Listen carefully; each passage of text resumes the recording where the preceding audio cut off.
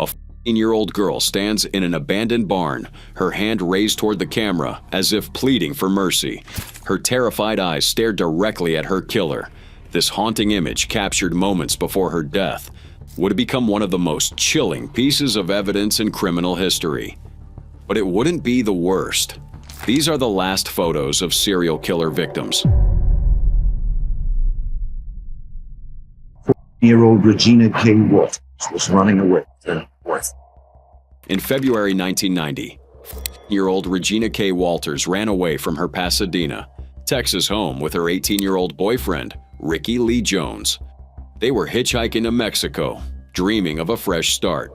Regina's mother, Carolyn Walters, reported her missing when she failed to return. Detective Suzanne Jackson of the Pasadena Police Department initially treated it as a routine runaway case. When a friendly trucker offered them a ride, they climbed into the cab of Robert Ben Rhodes, one of America's most prolific serial killers. He had converted the sleeper cab of his 18-wheeler into a mobile torture chamber with handcuffs fitted to the ceiling, chains, and various instruments of torture. Rhodes killed Ricky almost immediately, disposing of his body in Mississippi. Regina he kept alive for nearly 30 days. She was handcuffed to the ceiling in stress positions, repeatedly raped, and tortured with fishing hooks.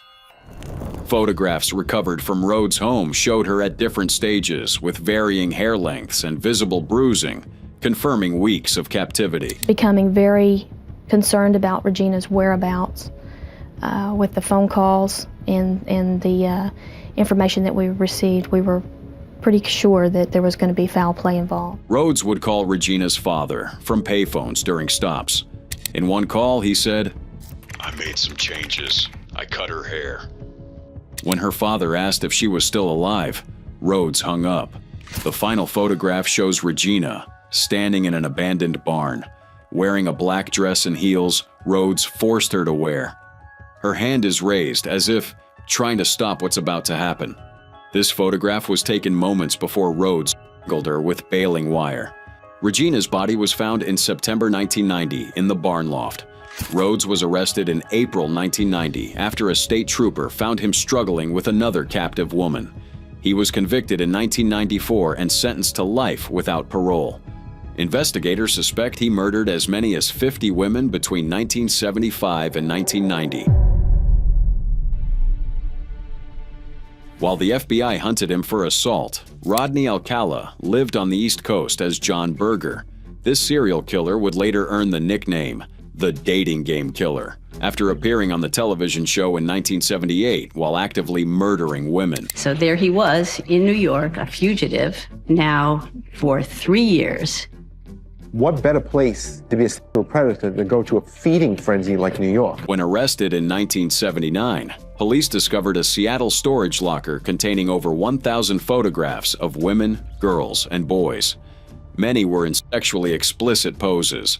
Others showed subjects who looked uncomfortable, scared, or unaware they were being photographed. Carefree. Reflective. In March 2010, the Huntington Beach Police Department released more than 100 photographs to the public, hoping to identify potential victims. The photographs are unsettling because many appear innocent. Young women smiling naturally as if at professional photo shoots. Alcala was a skilled photographer who knew how to put people at ease, making his victims unaware they were posing for a murderer's trophy collection. Alcala approached women in public places with cameras around his neck. Claiming to be a professional photographer, he promised modeling contracts and career opportunities. One photograph showed a dark-haired woman on a motorcycle, wearing a yellow shirt. In 2013, Christine Ruth Thornton's sister recognized her sibling in the image. Christine had disappeared in June 1977 while hitchhiking through Wyoming. She was 28 and 6 months pregnant.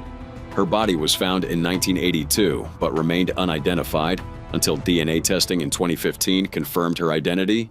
Alcala admitted taking the photograph but denied killing Christine. Alcala is confirmed to have killed at least 8 women, but investigators believe the true number could exceed 100.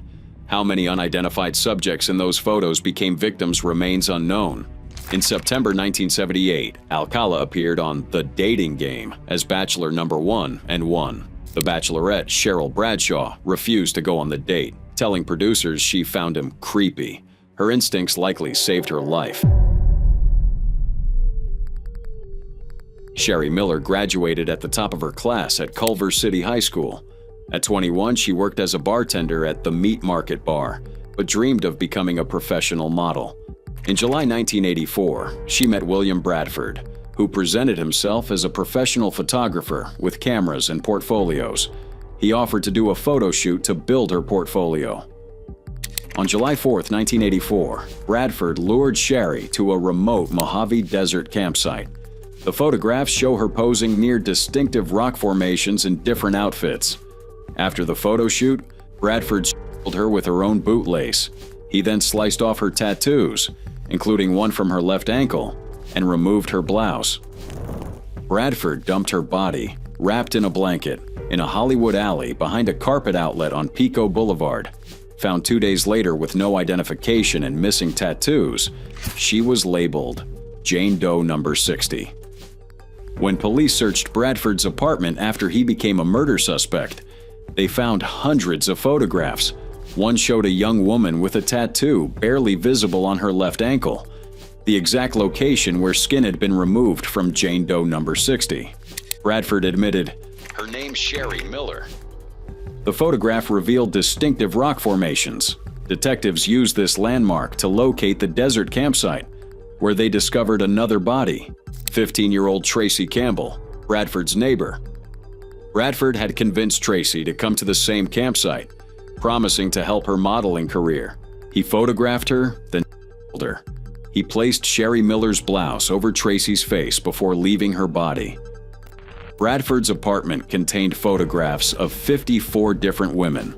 At sentencing, he told the jury, "Think of how many you don't even know about." In 2006, the Los Angeles County Sheriff's Department released the photographs publicly. Most women were identified and found alive. One photograph led to Donna Lee Campbell Duhamel, a 31-year-old mother of two whose decapitated body was found in a Malibu canyon in 1978. She had met Bradford at a bar days before. Bradford died of natural causes on death row in 2008. August 1957, Los Angeles. 19-year-old Judy Ann Dull was locked in an expensive custody battle for her baby daughter. When Johnny Glynn offered her $50 to pose for a pulp crime magazine cover, she accepted. Harvey Glattman was 29, small and mousy, with protruding ears, buck teeth, and thick glasses. Still a virgin with severe psychological problems, he didn't appear dangerous when he picked up Judy on August 1, 1957. At his Melrose Avenue apartment, he pulled a gun, ordered her to strip, and bound her with rope. For hours, he photographed her tied to a chair while repeatedly raping her. The photographs show her expression transitioning from shock to fear to numb resignation. Around midnight, Glattman drove Judy into the California desert. As the sun rose, he continued photographing her bound and gagged. He later confessed he made her wait until sunrise, to be sure he had usable products for all his trouble. Glattman tied a 5-foot rope around her ankles, looped it around her neck, and killed her. Before leaving, he photographed her corpse in what investigators described as wrenching positions. Judy's body was found in December 1957 with no clues linking the crime to Glattman. He posted the photographs on his apartment walls. 7 months later, Glattman killed Shirley Ann Bridgeford, a 24-year-old divorced mother of two who met George Williams through the Patty Sullivan Lonely Hearts Club. He promised square dancing but drove her into the desert, photographing her bound and gagged before killing her. 4 months later, he targeted Ruth Mercado, a 24-year-old model who advertised in the Los Angeles Times. When she was too ill for the shoot, he returned that night, forced his way inside at gunpoint, and spent the entire night repeatedly raping her. The next morning, he forced Ruth to wear a coat hiding her bound hands and walked her to his car. After photographing her in the desert all day, he decided it was too risky to return her. He Ruth and dumped her body. During confession, Glatman said about Ruth, She was one I really liked, so I told her we were going out to a deserted spot where we wouldn't be bothered while I took more pictures. Glatman's spree ended when he attempted to abduct Lorraine Vigil in October 1958. She fought back, grabbing his gun. A highway patrolman saw the struggle and arrested him. Glatman confessed to 3 murders and led police to a toolbox containing victim photographs. He asked the warden not to intervene to save his life, saying, I only want to die. He was executed at San Quentin on September 18, 1959. March 27, 1969, 19-year-old Karen Sprinkler was abducted from the Meyer and Frank department store parking lot in Salem, Oregon, by Jerry Brudos, a serial killer with an extreme fetish for women's shoes and underwear. Brudos kept a garage workshop his wife and children were forbidden from entering without announcing themselves via intercom. After forcing Karen inside, he made her model women's underwear and high heels from his collection while photographing her. The photograph shows Karen standing in Brudos's garage, wearing only high-heeled slippers. Her expression shows what investigators described as stern fear, contemplation, and apparent resignation. Brudos Karen from a ceiling hook and her, then engaged in with her corpse while photographing her body suspended from the pulley. One photograph shows a mirror reflection beneath the hanging body, capturing Brudos holding his Polaroid camera, proving he took the photos. Brudos cut off both of Karen's breasts as trophies. He coated one in epoxy and displayed it as a paperweight on his living room mantel. The other stayed in his garage freezer. He also kept one of her feet to model shoes from his collection. Karen's body was weighted down with a car engine and dumped in the Long Tom River, discovered on May 12, 1969. 2 days earlier, another body was found in the same river, Linda Dawn Salih, Brudos's 4th victim. Police found photographs, copper wire matching that used to bind victims, and preserved body parts in Brudos's garage. When asked about remorse, Brudos crumpled paper into a ball, threw it on the floor, and said, That much? Jerry Brudos was sentenced to life in prison and died of natural causes in 2006. Victims' families ensured he would never be released during his biennial parole hearings. April 4, 1984. 16-year-old Tina Marie Risico went to the Del Amo Fashion Center in Torrance, California to apply for a job at Hickory Farms.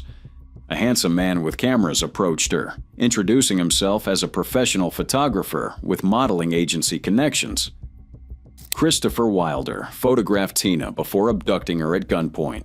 He drove her to the Anaheim woods, forced her to strip, made her wear a hat and sunglasses, taped her face, and took her to a hotel. For 9 days, Tina endured nightly rapes as Wilder drove cross-country.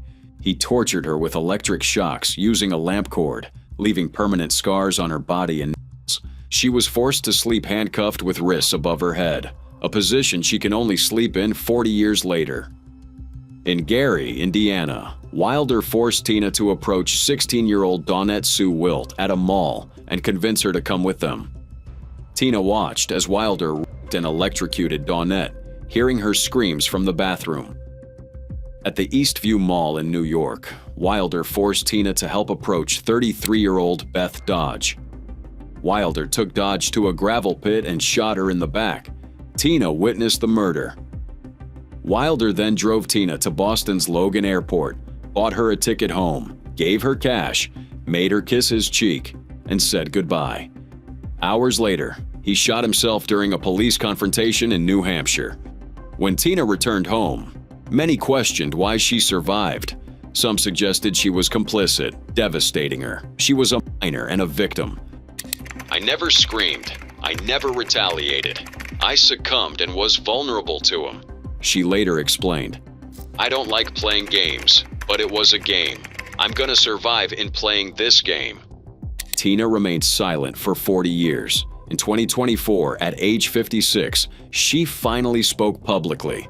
Christopher Wilder killed at least 8 women during his 6-week cross-country spree in early 1984. Dennis Rader was a married father of 2, Boy Scout leader, and church congregation president in Wichita, Kansas. For nearly 30 years, he terrorized the community while maintaining this facade. He gave himself the nickname BTK, bind, torture, kill, in letters to police. Unlike other killers, Rader extensively photographed himself. After murdering victims, he would don their clothing, bind himself in identical positions, and take self-portraits. He visited burial sites years later to photograph decomposing bodies. When arrested in 2005, police found hundreds of photographs at his home, workplace, and church. Images showed victims bound and tortured, Rader dressed in victims' clothing, and Rader bound to recreate victim positions. One series showed Rader buried alive, lying in a hole with dirt partially covering him. Investigator Robert Keppel described these as revealing the depths of his own weakness and feelings of insignificance. In 1985, Rader murdered 53-year-old neighbor Maureen Hedge in Project Cookie. He took her body to his church and photographed her corpse in bondage positions.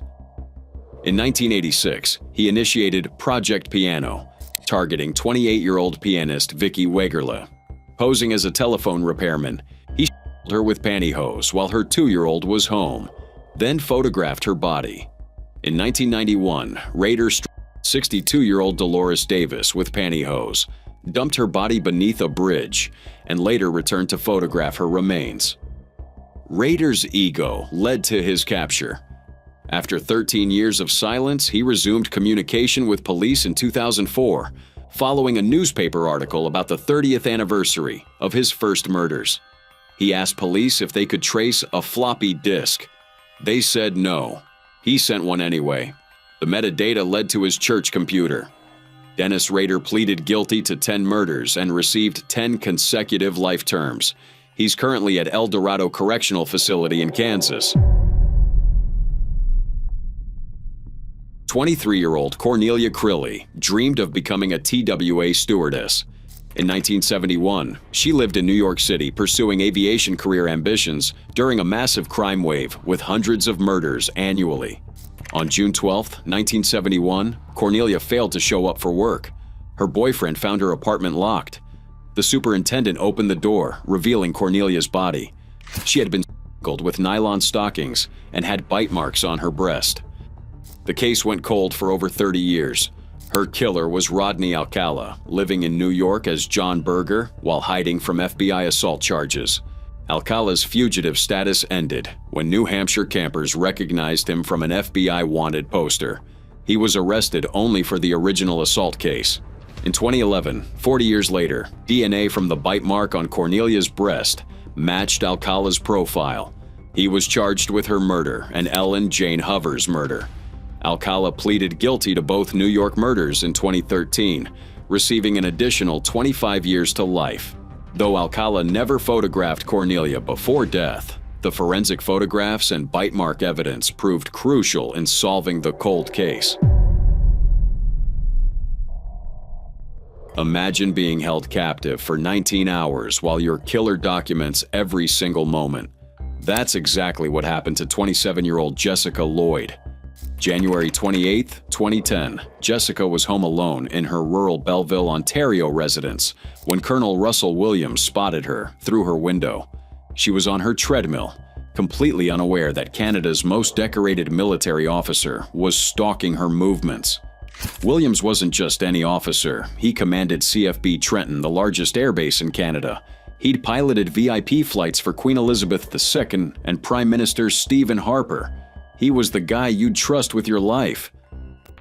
That night, Williams broke into Jessica's home while she slept. He struck her on the head, blindfolded her with duct tape, and bound her hands. Then, he drove her to his cottage. What happened next lasted 19 hours. Williams photographed everything. Hundreds of images documented her captivity, from the moment he attacked her through every horrific minute of her ordeal. He made her pose for pictures. He recorded video. He captured audio. The recordings captured Jessica's voice asking, "If I die, will you make sure my mom knows that I love her?" Williams never answered that question. Jessica Lloyd didn't survive the night. But here's where it gets even more twisted.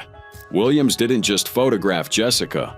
He photographed himself looking at news articles about the search for her. One image shows his computer screen with a news story about Jessica's disappearance playing in one window, while a video of her played in another. He was literally watching the world search for someone he'd already killed. February 7, 2010, Detective Sergeant James Smith sat across from Williams in an interrogation room. For hours, Smith methodically presented evidence: tire tracks, boot prints, surveillance footage. When the detective asked, "Where is she?" Williams replied, "You got a map?" He then led police straight to Jessica's body on a rural road in Tweed, Ontario. When asked why he committed these crimes, Williams gave an answer that still haunts investigators. "I don't know the answers, and I'm pretty sure the answers don't matter." Searching Williams' Ottawa home, police found 2 computer hard drives hidden in his basement ceiling. They contain nearly 3,000 photographs and video files documenting his crimes. October 2010, Williams pleaded guilty to 2 counts of first-degree murder, 2 sexual assaults, 2 forcible confinements, and 82 break-and-enters. Crown Prosecutor Lee Burgess was brought to tears describing the evidence. The murder videos were deemed too horrific for public viewing. Williams received 2 concurrent life sentences with a minimum 25 years before parole eligibility. The military stripped him of his rank.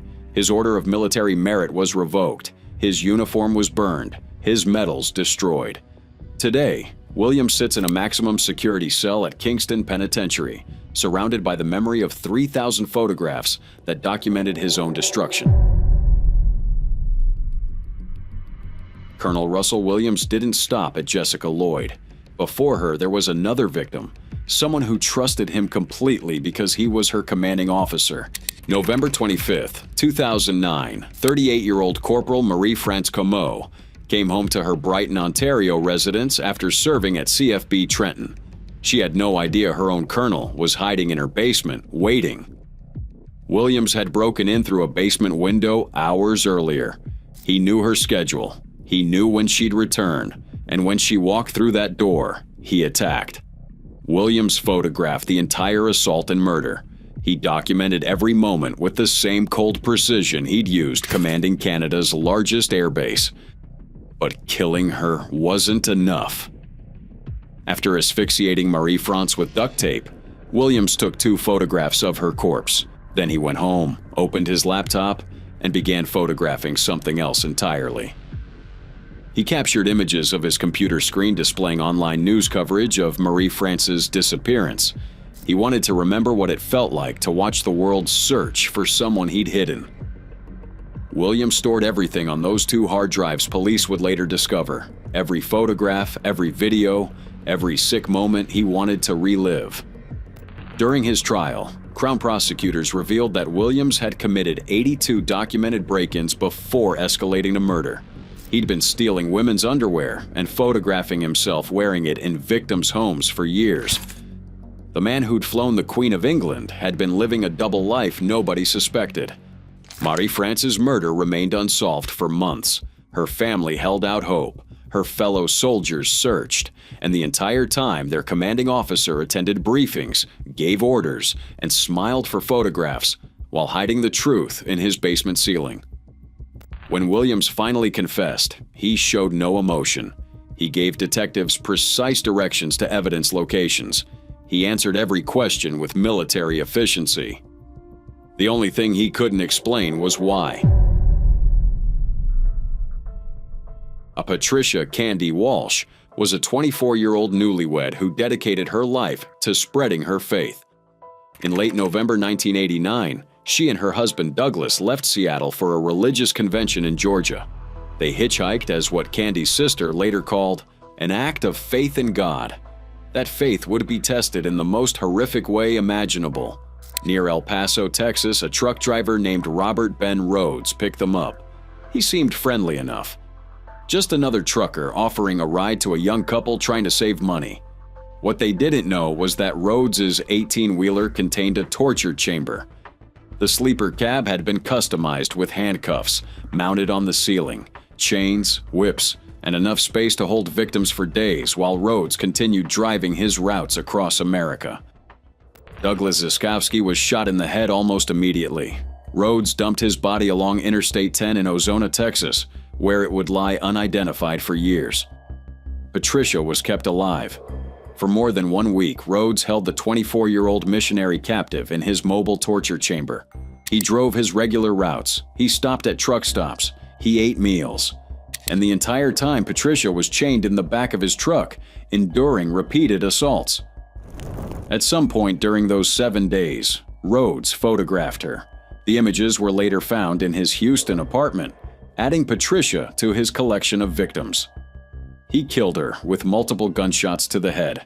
Her naked body was dumped near Interstate 15 in Millard County, Utah. January 1990, Douglas's body was discovered, but a computer error in the missing persons database prevented his identification until 1992.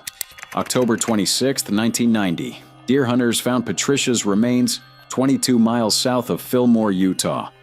With no identification, she became Jane Doe 1 and was stored in the basement of the Millard County Sheriff's Office. She remained nameless for 13 years. May 2003, forensic scientists at the University of Arizona finally matched dental x-rays.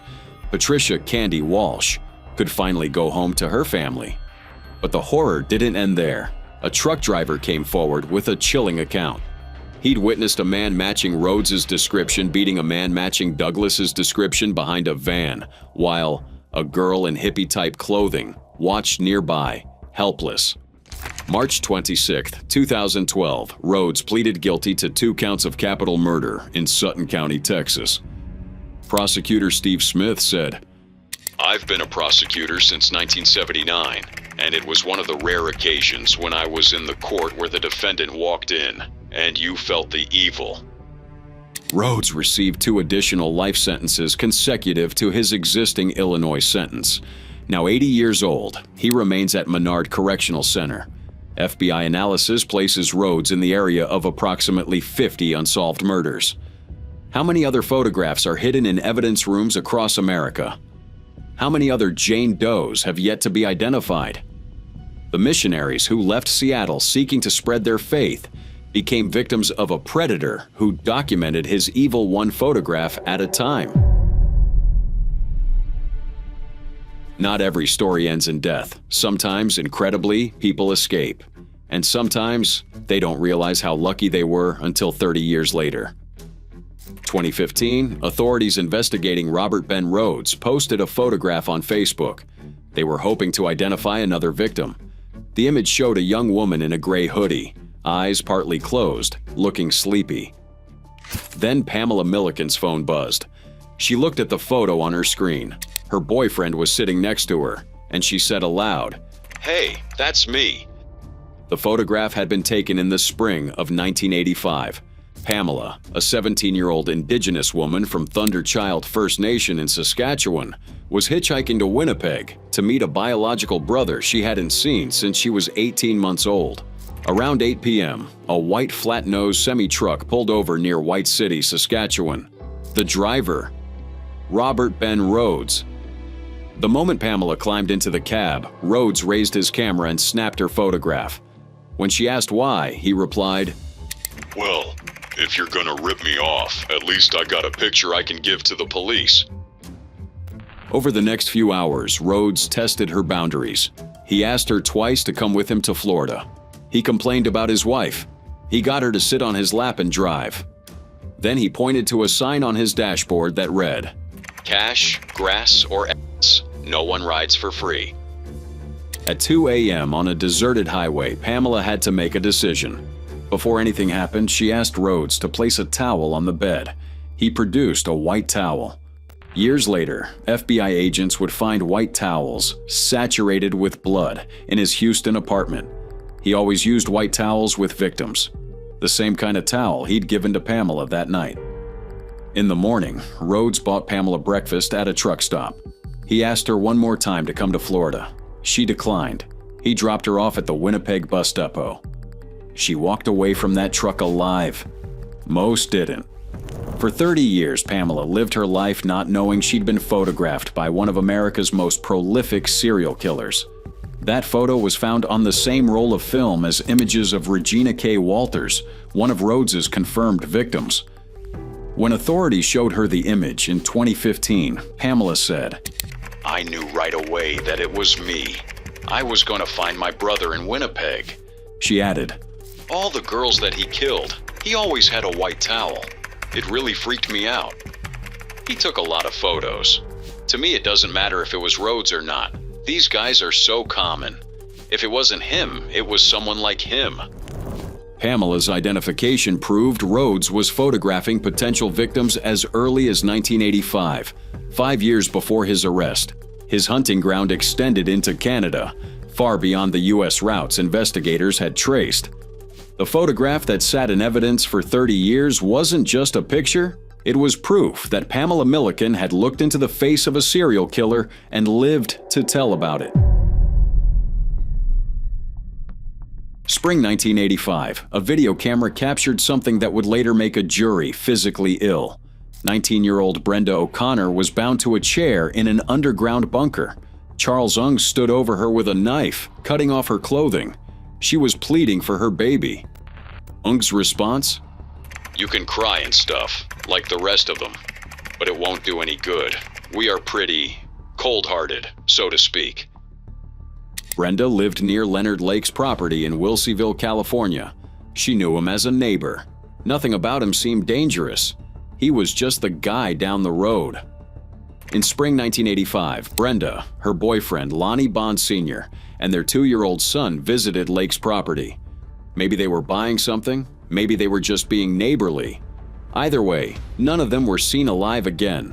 What they didn't know was that Lake had constructed an underground bunker beneath his property. He called it the dungeon.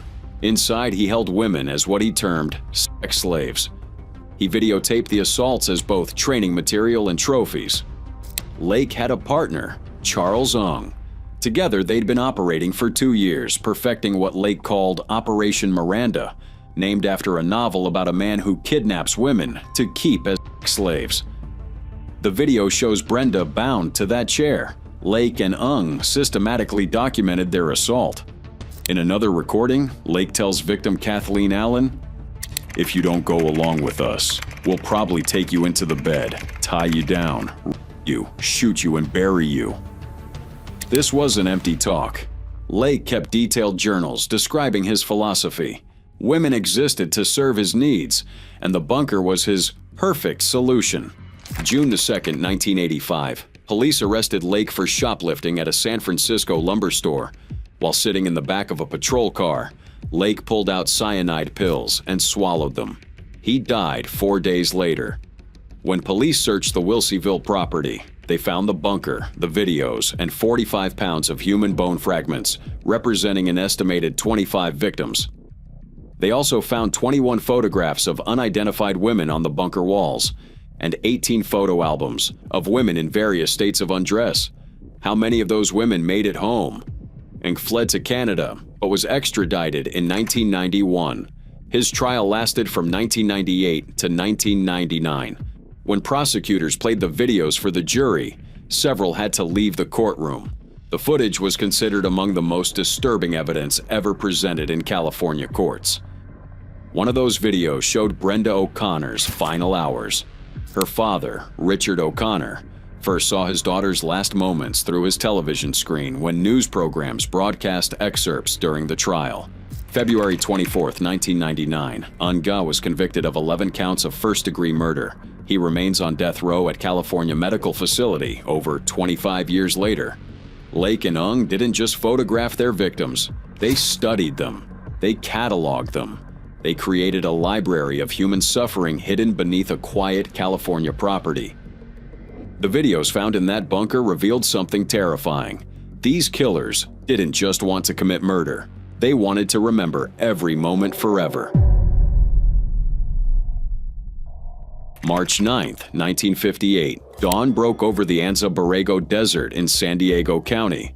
Harvey Glattman raised his camera. 24-year-old Shirley Ann Bridgeford lay in the sand, hands and feet bound with rope. She'd been told the photographs were for detective magazines. It was a lie. Shirley was a divorced mother of 2 young boys, 5-year-old Ricky and 3-year-old Billy. After her marriage ended, she moved in with her mother Alice in Sun Valley, Los Angeles, and tried to rebuild her life. March 2, 1958, Shirley registered with the Patty Sullivan Lonely Hearts Club. She was hoping to find a decent man who might take her dancing, maybe someone who'd be good to her boys. Just a chance at happiness. March 7th, a man calling himself George Williams telephoned. He sounded nice, polite. He wanted to take her square dancing. 7:45 p.m. on March 8th, Glatman arrived at Shirley's home to pick her up. A house full of relatives met him, including her mother Alice. They all waved goodbye as Shirley climbed into his car, excited for her date. She never came home. Once they were driving, Glatman claimed he had a headache. He suggested taking a drive in the country instead of going dancing. By 2 a.m., they were deep in the desert. When Shirley refused his sexual advances, Glatman pulled out a .32 caliber Browning automatic. The nice man from the dating service had transformed into a predator. As dawn broke, Glatman photographed Shirley, using the photos as a pretext to bind her without resistance. He told her the pictures were for detective magazines, that she'd get paid. The images show a young woman with terror slowly replacing hope in her eyes. From the California Supreme Court records, after taking several pictures of Shirley, he fastened a rope to the cord around her ankles, pulled it so as to bend her knees, put his knee at the small of her back, looped the rope twice around her neck, and pulled as hard as he could for 5 minutes or so, until there did not seem to be any sign of life. Glatman's confession revealed something chilling. He said he kept on thinking of her 2 children, telling himself Shirley was a different type than his other victims, a nice girl. He killed her anyway. Glatman walked her body almost a mile into the desert and left it unburied, believing no one would find her. March 13th, Alice reported her daughter missing, but the desert kept Shirley's secret. October 31st, 1958, Glatman led police to the location. By then, Shirley's remains were just scattered bones. Animals had carried parts away. Only a tan coat remained. The photographs were discovered in a metal toolbox in Glatman's apartment. FBI expert Robert D. Keppel later analyzed them. They showed a sequence of terror by recreating the entire psychological arc of the crime. He first photographed each victim with a look of innocence on her face. The next series represented a sadist's view of a terrorized victim with the impending horror of a slow and painful death etched across her face. Glatman was executed in San Quentin's gas chamber on September 18, 1959, at 10:12 a.m. His last words, "It's better this way. I knew this is the way it would be." Shirley had registered with a Lonely Hearts Club looking for love. Instead, she found a photographer who documented her final sunrise.